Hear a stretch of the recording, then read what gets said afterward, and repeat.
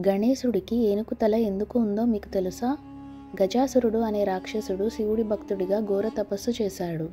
శివుడు అతని తపస్సుకు మెచ్చి ప్రత్యక్షమయ్యాడు. గజాసురుడు ఒక విస్మయకరమైన కోరిక కోరాడు. శివుడు తన పొట్టలో నివసించాలని. భక్తుడి కోరికను శివుడు అంగీకరించి తనను గజాసురుడి పొట్టలో దాచుకున్నాడు. ఈ విషయం తెలుసుకున్న పార్వతీదేవి మహావిష్ణువుని సహాయం కోరింది. విష్ణువు గజాసురుడిని ఆశ్చర్యపరిచి తన భక్తి కోసం శివుడిని విడిచిపెట్టేలా ఒప్పించాడు. గజాసురుడు చివరగా తన తల భూలోకానికి ప్రత్యేక గుర్తుగా ఉండాలని కోరాడు.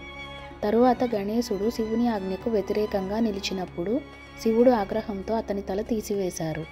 పార్వతి ఆవేదనతో వేడుకున్నప్పుడు గజాసురుడి తలను గణేశుడి శరీరానికి అమర్చారు. ఇలా గజాసురుడి కోరిక నెరవేరింది.